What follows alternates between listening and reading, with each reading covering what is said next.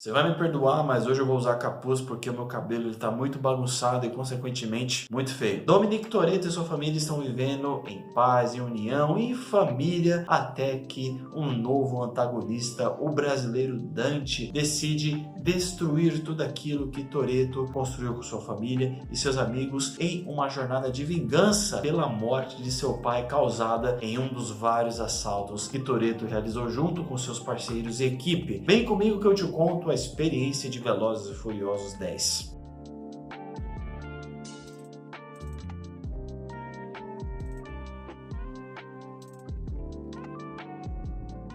E aí, pessoas, como é que vocês estão? Eu espero que vocês estejam bem. Nós estamos aqui para falar sobre Velozes e Furiosos 10, o 10º filme desta saga, desta franquia. Quem imaginaria, pessoal? Quem imaginaria 10 anos atrás, ou vamos até mais longe, quem imaginaria lá em 2001, com o lançamento do primeiro Velozes e Furiosos, que esta franquia, que esta saga chegaria ao seu 10º filme, e não apenas isso, com direito também a spin-off. Vamos deixar claro aqui que essa franquia está chegando muito longe, com a promessa que, inclusive, a partir deste 10º filme, ser aí o primeiro capítulo de uma nova trilogia que dará continuidade aí com este novo vilão do Jason Momoa, que logo de cara digo para vocês, chamou sim muito a minha atenção. Se eu fosse comentar brevemente aqui sobre a minha experiência com Velozes e Furiosos, eu não acompanhei todos os Velozes e Furiosos, tá certo? Eu não assisti o primeiro por completo, eu assisti o Desafio Tóquio, assisti o quinto, assisti o sexto, assisti o sétimo. Eu lembro que o sexto eu assisti no cinema, o sétimo eu assisti no cinema, o oitavo eu assisti no cinema, porém eu não assisti o 9, não assisti o 3, não assisti o 4. Eu tava me cobrando de reassistir todos os Velozes e Furiosos, inclusive os Hobbs e o Shaw, para poder meio que voltar à familiaridade com a saga. Não acabei fazendo isso, mas alguns dos acontecimentos, os principais acontecimentos dos últimos filmes ainda estão frescos. É uma franquia que eu gosto, eu entendo a proposta. Talvez eu faça parte daquele grupo de pessoas que olha pra saga Velozes e Furiosos e sente um pouco de saudade daquela coisa mais pé no chão, no sentido de que os primeiros filmes eram basicamente sobre rachas de rua, uma certa disputa de ego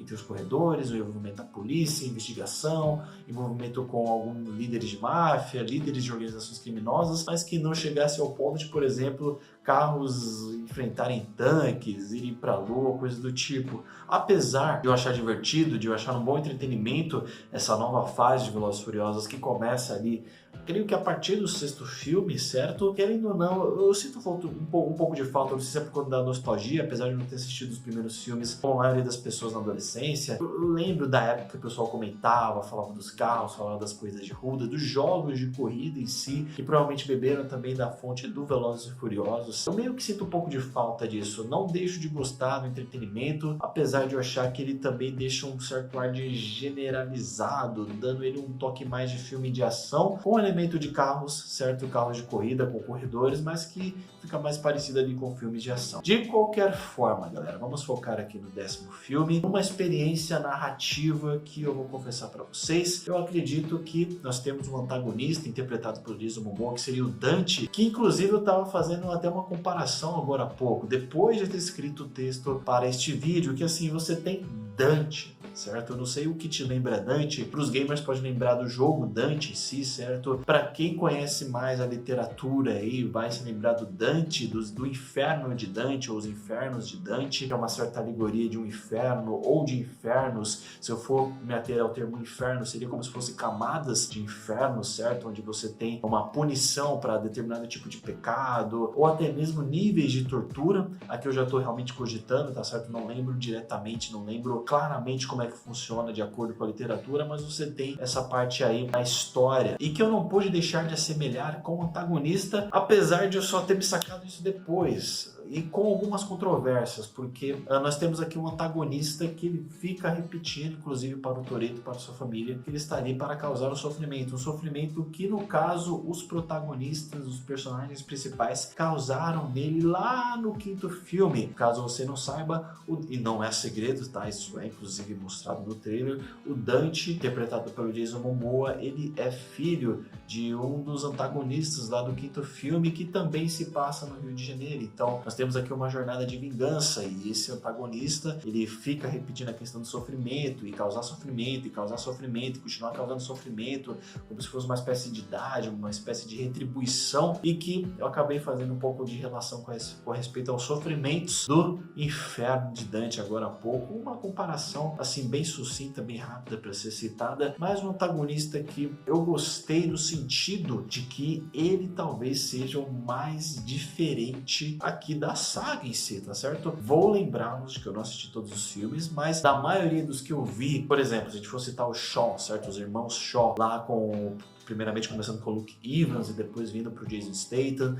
Esses são personagens que, por exemplo, mas eles se provam como vilões, mas que depois eles voltam como parceiros, certo? No 8º filme, principalmente, pelo que eu lembro. Você também tem o histórico de outros antagonistas ao longo da jornada do Velozes e Furiosos, mas que vão ser, assim, a não ser que você seja realmente um fã muito assíduo da saga, você não lembra. Eu, por exemplo, não lembro dos outros. Eu já esqueci, entendeu? Eu lembro da Cypher, porque a Cypher ela tá aí nos últimos 3 filmes. Mas em si, assim, o vilanismo, certos vilões, antagonistas, não são exatamente, talvez, tá certo? O ponto mais forte da saga, o ponto mais forte de Velozes e Furiosos é a questão da família, a questão das corridas e todo o relacionamento que é feito através dessas interações, dessas dinâmicas. Mas aqui no 10º, talvez nós tenhamos aí um expoente através do vilão, que se torna marcante por conta do seu jeito, por conta da forma como ele se comunica, como ele lida com os personagens. Ele é dito sangue frio, ele é dito bruto, frio contra os personagens, porém não aquele frio casca grossa que nós vimos, por exemplo, nos irmãos Shaw, mas aquele frio casca grossa que muito lembra um Jack Sparrow, que lembra um Coringa, ou seja, um personagem psicótico, um personagem sarcástico, às vezes até sarcástico demais na minha opinião, entende? Eu gostei desse meio que coringado, certo? De vilão do Jason Momoa, de vilão do Dante, eu gostei. Trouxe um refresco, trouxe um antagonista marcante para a franquia, porém, ao mesmo tempo, teve alguns momentos ali da história, alguns momentos ali que eu achei que destoou um pouco, eu achei que foi um pouco exagerado. Posso estar sendo também um pouco chato, mas em alguns momentos eu achei exagerado até demais. Alguns momentos eu achei muito legal, muito interessante. Inclusive tem um dado contexto ali onde você vislumbra de uma forma clara a loucura do personagem. Ele é descrito de fato como um personagem psicótico, mas às vezes eu confesso que, cara, por exemplo, assim, você vê isso no trailer, inclusive, os momentos onde ele tem um certo ar meio que teatral, com as explosões e com as desgraças que estão acontecendo, ele estende os braços dessa forma, como se estivesse presenciando um espetáculo, certo? Tá, a primeira vez, ok, a gente acha demais, mas a gente aceita. Só que isso vai se repetindo e aí eu fico, cara, precisava. Eu já entendi que você é doidão da cabeça. Eu acho que não precisa ficar repetindo tanto assim. Inclusive a questão da repetição, que talvez possa levar a um desgaste, eu acredito que se faz um pouco presente na história, principalmente no elemento de surpresa que também está no antagonista, que também está no Dante. Por exemplo, ele é um personagem que fica claro que ele quer levar o nível do desafio, entendeu? Então ele é ele, como prometido nos outros filmes anteriores, é aquele vilão que vai superar todas as expectativas, que vai ser pior que o vilão anterior, que vai causar mais dor, que vai ser um desafio muito maior para os protagonistas, e aqui de fato ele é. Só que assim, essa necessidade de mostrar uma intelectualidade muito maior, certo? Um raciocínio, uma estratégia muito maior em comparação com os protagonistas, essa questão de você continuamente mostrar as surpresas, as cartas na manga que ele tem contra os protagonistas, me fez ter um momento ali onde eu cheguei e pensei, cara, mas mais uma surpresa, tipo, você se preparou literalmente para qualquer tipo de circunstância. Sim. Eu não tô duvidando que você seja bom, que você não seja inteligente, cara. Mas assim, cara, outra carta na manga, outra surpresa, sabe uma coisa que às vezes parece que é até forçada demais? É quase como se... Eu sei que você tem o Coringa aqui no aspecto psicológico, no aspecto comportamental do personagem, mas em termos de surpresas, é quase como se ele fosse o Batman antagonista do Velozes e Furiosos. O cara tava preparado pra qualquer tipo de situação, ele planejou cada detalhe numa parada assim que eu falava, caramba, nossa, é isso mesmo, cara? Então, assim, eu confesso que eu achei isso um pouco desgastante no personagem e na história também, porque a questão de cartas da manga é algo que se repete assim ao longo do filme em alguns momentos, mas também é algo que já é da franquia, já é dessa nova trilogia, entendeu? Nós já tivemos aí declarações, inclusive, do Vin Diesel falando a respeito de que vai ser uma nova trilogia, de que a história vai continuar, de que esse personagem, esse novo antagonista, ele vai dar trabalho, e isso acaba interferindo em que quesito? Em quesito de que, por exemplo, alguns personagens eles surgem,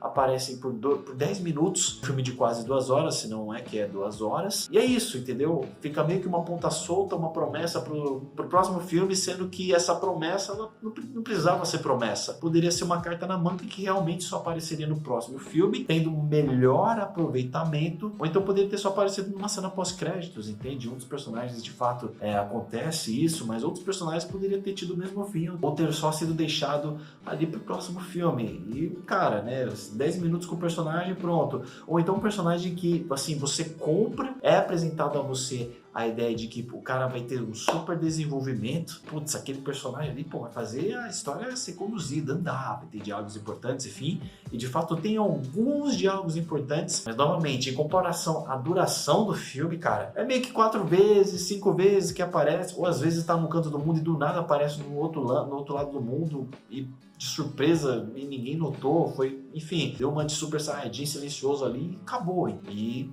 é isso, sabe? Não. Eu tive um pouco dessas questões e já que a gente já engatou aqui nos incômodos que eu tive com a experiência da narrativa, eu vou dizer para vocês aqui no aspecto mais de ambientação, certo? Porque nós estamos revisitando o Brasil aqui nesse 10º filme, afinal o antagonista ele tem origem brasileira, certo? E nós temos ali uma ambientação interessante brasileira, certo? Nós temos aí personagens que falam português brasileiro, inclusive nós temos a Isabel, que é interpretada pela Isabela Melchior, que faz uma personagem brasileira, que fala o português brasileiro, só que eu vou confessar para vocês que eu acho que o sotaque português dela, por ser uma atriz portuguesa, acabou denunciando um pouquinho o aspecto europeu, certo, da fala dela, e que talvez você nem consiga notar que é sotaque carioca, né, se tratando ali que se passa no Rio de Janeiro. Você tem o Jason Momoa que tá interpretando um personagem brasileiro, mas que, cara, eu acho que eu no máximo ouvi 2 palavras em português saindo da boca do personagem, ou até uma. Gente, sério, tipo, eu fiquei fazendo essa observação. Quem puder me corrigir, me corrija se ele falou mais, tá certo? Eu estou aberto a correções, mas a minha impressão, né, o que eu tava prestando atenção, eu falei, cara, mas ele é um personagem brasileiro, que inclusive tem cenas do Brasil, mas mal fala português. Não fala. Só fala inglês com pessoas brasileiras. Por que não fala o português? Eu não quero! Eu acho que faltou um pouco disso na questão da ambientação. Eu confesso, um pouquinho para conexão, pelo menos para nós que somos brasileiros, entende, galera? Inclusive temos ali a utilização, obviamente, das músicas. Inclusive a cena no Rio de Janeiro, ela é utilizada como uma forma também de resgatar o aspecto das corridas, tão icônico para a franquia de Velozes e Furiosos. Só que ao mesmo tempo são músicas que tem ali nesse contexto que, cara, é um hip hop internacional e que me fez sentir falta de um hip hop nacional, até mesmo do funk. Nós temos a figura ilustre de uma funkeira, inclusive, eu não vou falar, mas que você já deve imaginar quem é, já deve ter visto em algumas notícias, certo? Ou até mesmo ela já deve ter mencionado, não sei. E que, poxa, podia ter tido um funk ali, tendo pessoas que gostam ou não, que vão assistir Velozes e Furiosos, mas que não gostam do gênero musical, ainda assim por uma questão de ambientação, faltou, eu senti um pouco de falta, mas eu tenho elogios a respeito dessa parte ali da história, mas que eu vou fazer depois, tá certo? Mas assim, os acertos que eu tenho a respeito sobre essa narrativa são acertos que eu admiro, vamos colocar assim, em outros filmes. Então a questão de você dar uma certa importância, ressaltar um pouco, ainda que de forma básica e com uma certa entonação emocional, na questão da família, né? Os personagens falando que a família é importante, falando o quanto um importa para o outro, esses tipos de diálogos que nós estamos já acostumados a ver em outros filmes e que aqui se repete, é uma qualidade que eu vou dizer que eu admiro e que gosto de ver, tá certo? E dá ele dá uma humanizada para personagens que são casca grossa, certo? O humor também, que eu acredito que é um outro ponto muito interessante, muito positivo. Eu sempre gostei muito do humor presente através dos personagens do Roman e do Tej ali em Velozes e Furiosos. Sempre gostei, aqui não deixa de ser um elogio também. E em resumo, eu acredito que seja isso a respeito da narrativa. Eu acho que é uma narrativa, acho que é uma história bastante básica.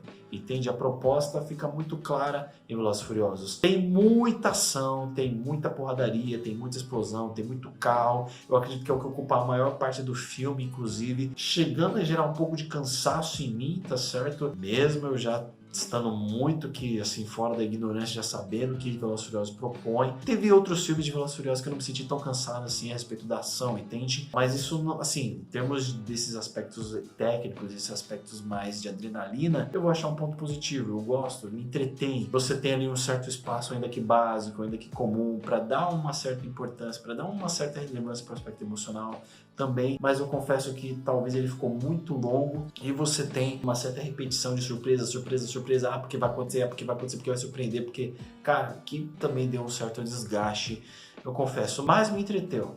Dominic Toretto, you're about to learn all about fear. Boom!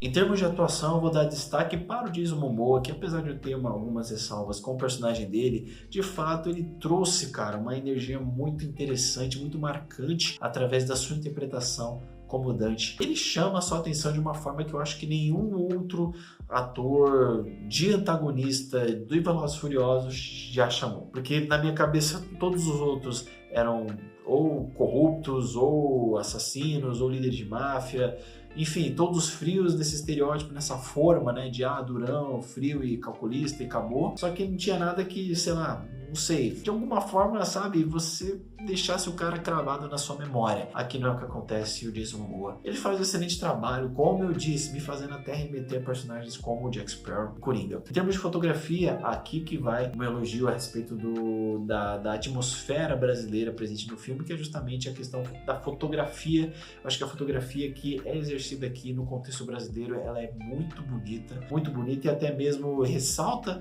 talvez a identidade brasileira, carioca ali presente, ali exibida, mas do restante do filme é uma fotografia básica, por assim dizer, uma fotografia que nós já estamos acostumados a ver nos filmes anteriores dos Velozes e Furiosos. Em termos de trilha sonora, galera, eu não achei lá muita coisa de trilha sonora, eu achei até mesmo que a música tema de Velozes e Furiosos, ela acabou que meio que aparecendo muito pouco, eu senti falta, dando lugar para uma trilha um pouco mais generalizada de ação, mas contudo, todavia, você tem a questão das músicas, que sempre é um ponto forte dos filmes de Velozes e Furiosos, certo? São um hip hop, uma música eletrônica, enfim, que sempre dá uma animada na nossa experiência ali com o filme. Rocatense, que você recomenda Velozes e Furiosos 10 para um bom entretenimento, sim. Se você é fã, cara, se você já sabe o que esperar de Velozes e Furiosos em todos os aspectos de corrida, aspectos de ação, de coisas ousadas para se fazer em termos de ação, cara, você vai adorar, tá certo? Eu tenho algumas questões aí, mas eu não deixo de gostar de Velozes e Furiosos. Talvez eu não tenha gostado tanto deste, achei um pouco cansativo, mas eu não deixo de recomendar, não deixo de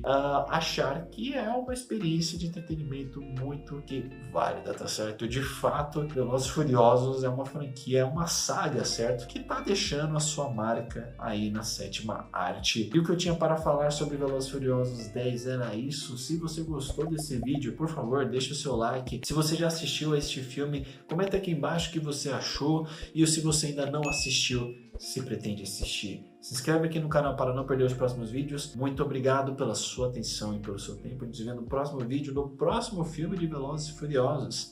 Grande abraço.